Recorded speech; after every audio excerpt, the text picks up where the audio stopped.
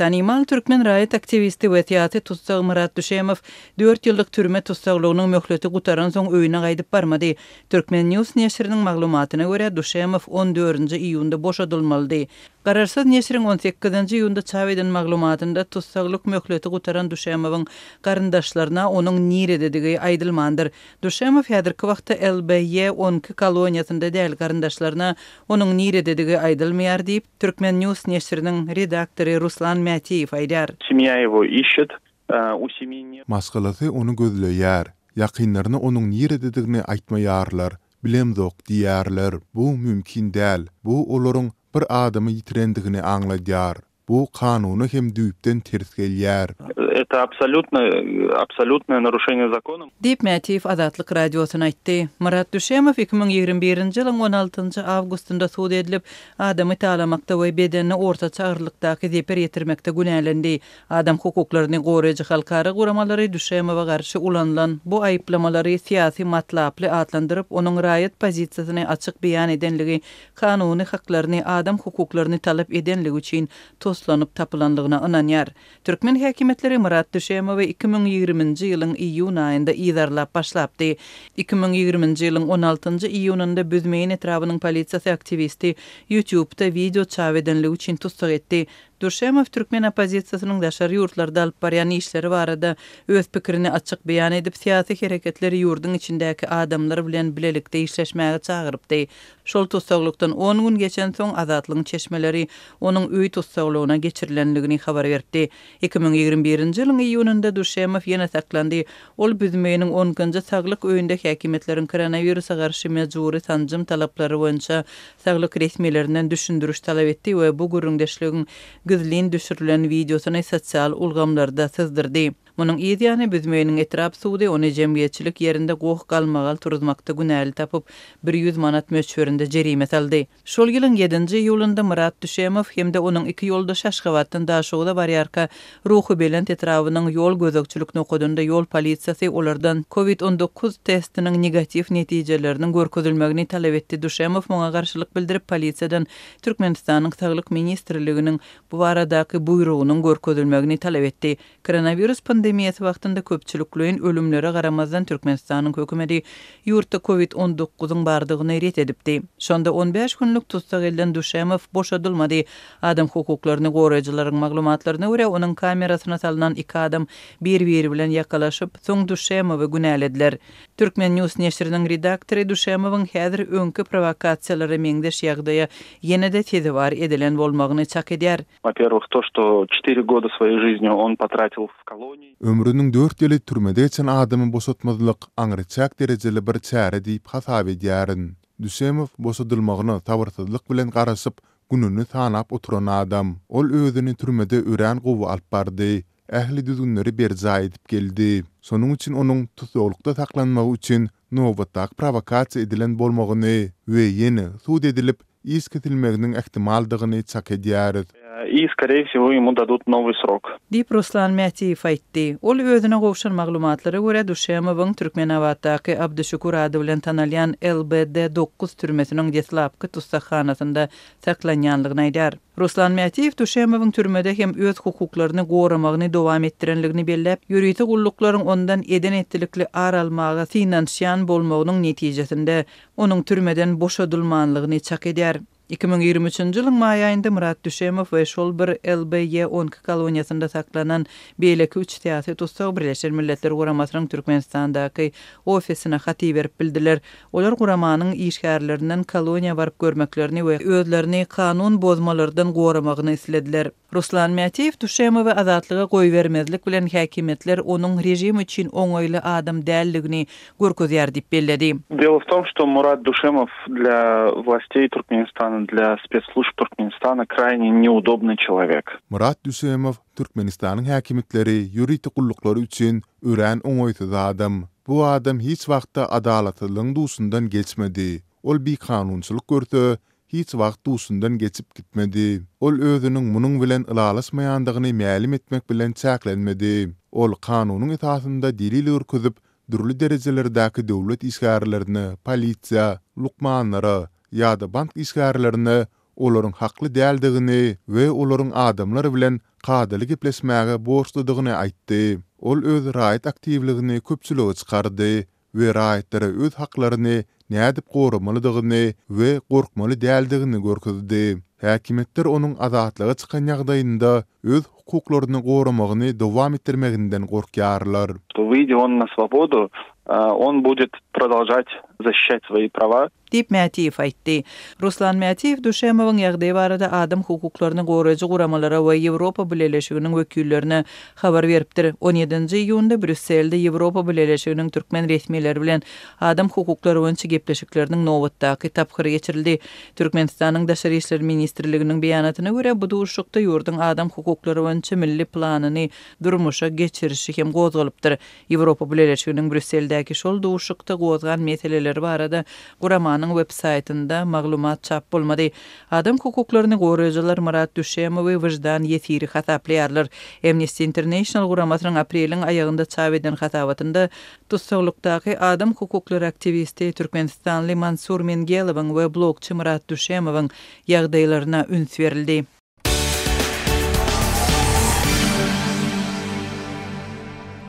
Türkmenistanyň Eýranyň import edýän harytlarynyň akymy kesilýär. Mundan öň türkmen daýhanlarynyň önren önümleriniň yerli bazarlardaky orgunlaryny tas doly basyp alan Eýran önümleri bazar tekçelerinden uçýar diýip azatlygyň habarçylary habar berýär. Yerli synçylar importa baglanan arzançylygyň ertirk gün üçin sapak bolanlygyny aýdýarlar. Geçen ay Aşgabat, Tehran bilen Serhediň aýry-aýry böleklerini söwda dolaklaryny döredip, iki ýurduň arasyndaky söwda dolanşygyny 3 milliard dollara çenli ýokarlandyrmagyň maslahatyny edipdi. Mundan öň bu ýurtlar ykdysady gatnaşyklary ösdürmek üçin Maşat we Mar şäherlerini biri-birine baglayan demir ýol gatnawynyň hem maslahatyny edipdiler. İki taraplaryň gatnaşyklaryň ösdürilmegi bilen Türkmenistan soňky 10 ýyllarda Eýranyň iň ýakyn we amatly bazarlarynyň birine uruldy diýip synçylar aýdýar. Ýaşaýjylar bu ýurdun eksport edýän harytlarynyň ýöneköy türkmenler üçin Russiýa, Türkiýe ýaly ýurtlardan getirilýän harytlardan has amatly düşýänini, sebäbi olaryň ýol çykdyjylarynyň az bolýanlygyny aýdýarlar. Eýrandan gelýän sitrus, bag we bakçy önümleri Duldegsir goňsy terhetdes ýurt bolup, logistika çykdyjylarynyň Türkiýe, Russiýa ýaly ýurtlar bilen deňişdirilende az bolmagy netijesinde özüň öndüreninden hem arzan düşýär we bähwitli bolýar. Diýip söwda işgär aýtdy. Iki ýurduň arasyndaky söwda gatnaşyklary berk çäklendirilýän wagtyna türkmen daýhanlary gök, bakçy önümlerini has köp öndürýärdiler we yerli bazarlardan girde jalýardylar. Emma soňky ýyllarda bu ýagdaý üýtgeýär. Türkmen daýhançylygy ýurtdaky ähmiýetini, geljegini ýitirýäni meňdeýär diýip anonimlik şertine urlaşan hünärmen aýtdy. Eýrany daýhanlaryň öndürýän bakçy önümleriniň ýer ýetişdirilýän hasyly yerli daýhanlaryň öndürýän hasylyndan öňe taýlandy. Türkmen daýhanlary bählesige eýermän öz ornuny Eýrany daýhanlary berýär. Eýranda öndürilýän gawun garpy önümleri yerli daýhanlaryň önümlerini bazarlardan gysyp çykarýar. Paýtagtyň bazarlarynda satylýan bakçy önümleriniň togtan götürme golaýy import edilen önümler. Diýip hünärmen özüne bar bolan maglumaty paýlaşdy. Onuň sözlerine görä, Türkmenistanyň Eýranyň import edýän harytlary diňe gög önümler bilen hem çäklenmeýär. Türkmenistanyň içerki bazarlarynda Eýrandan getirilen plastik gap-gaslar, rezin spaklar we ädikler, rezin ellikler, suw we beýleki suwuklylyklar üçin ulanylýan plastikden ýasalan uly gowrumly gaplar, dinanlara gerek matallar köp satylýar. Seýle de Eýranyň Aşgabatdaky sowda tergi merkezinde saýpy, samandy, pizo ýaly durly kysymly ulaglar satylýar. Diýip söhbetdeşimiz aýtdy. Azatlygyň habarçylary bilen anonimlik şertine urlaşan söwda işgärleriniň aýtmaklaryna görä, Israil güýçleriniň Eýrandaky nişanalary, howa zarwalaryny urup başlamak bilen goňşy ýurtdan Türkmenistana eksport edilýän harytlaryň akymy kesildi. Uruş hereketlerinin bir hepde golay wagt bäri dowam etmek bilen häzir öňkü getirilen önümler satylýar. Olaryň bahalarynyň gymmatlamagy ýygynyň ýokdugyny, kesilmek ähtimallygyny aňladýar. Diýip söwda işgäri käwr harytlaryň tassan doly gutaranyny, satywda görünmeýänligini hem sözüne goşdy. Mysal üçin Eýrandan eksport edilýän bananyň goru gutorup tas soňu gelýän ýagdaýda. Maglumat üçin aýdylsa, Eýranyň Maşhad şäheri Türkmen serhedinden 75 kilometr çemeri uzaklykda ýerleşýär we soňky wakalar goňşy ýurda söwda satyk, syýahatçylyk, saglyk meseleleri bilen baran türkmenistanlylaryň hem gyssagly ýyllaryna dolanmaklaryny, Eýranyň Aşgabatda konsullugyna wiz üçin tölegeden geljekki syýahatçylaryň bolsa, giriş wizasy üçin tölen pullaryny ýygnalmak üçin uzun nowatlara durmagyna sebäp boldy. Şu aralıkta Türkmenistan'ı yumurtkanın vakası 35 manat bolanlığından 55 manada çenli kımmatladı. Yöne bir yağdayın Eýrandan gelýän importun kemelmegi bilen bağlı bolup bolmanlygy belli däl. Balkanabatda 30 yumurtga 52 manat, Türkmenbaşyda 56 manat, Daşowuzda 50 manat bahalanýar. Ilat Tomusda yumurtga bahasynyň gymmatlamagyna garaşmaýardy. Ulu marketlerde yumurtga herele 10 sanydan çäkli satylýar. Kiçi şäherçelerde yumurtga tapdyrmaýar. Deyip habarçymyz 19-njy ýylyny yumurtga gymmatlamasynyň 2 gün ozal başlananlygyny ýazdy. Azatlyk bilen gurlaşan türkmenistanlylaryň bir näçesi mundan öň Eýrana baranlaryna arzan yumurtga iýip hedledýänliklerini gülüp gurrun veripdiler. Türkmenistan ýurdun eksport, import görkezlerini ilatdan gizlin saklaýar we hatda hökümetçi neşirler hem beýle sanlary başga ýurtlaryň neşirlerine salgylanyp çap edýärler. Bazarlarda emele gelen ýagdaý we onuň Eýrandaky ýagdaý bilen mümkin bolan baglanyşy barada türkmen häkimetlerinden düşünür salmak mümkinçiligi ýok.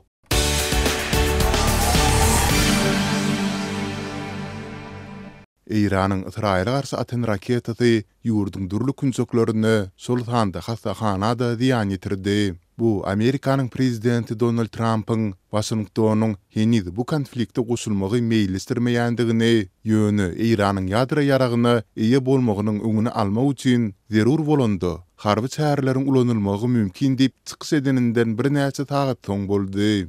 Israýlyň harby ýol başçylary 19-njy iýunyň ir saatlarynda ýurdun bir näçe ýaşaýyş dowlugynyň sol sanda Beýer-Şeva şäherindäki kitelhananyň hem Eýran tarapyndan raketalar bilen nişana alnandygyny habar berdiler.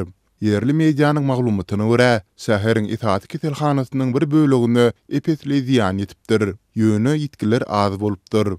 Eýranyň Tasnim habar agentliginiň maglumatyna görä, ýurdun Islam Rewolýusiýa sakçylary korpusy Beýer-Şewadaky Soroka kitelhanasynyň goýundaky Israýlyň harby we aňtow merkezlerini nişana alandygyny öňe sürýär. Soroka Israýlyň gün ortasynda ýerleşýän ýeketäk ýokary derejeli travmatologiýa merkezidir.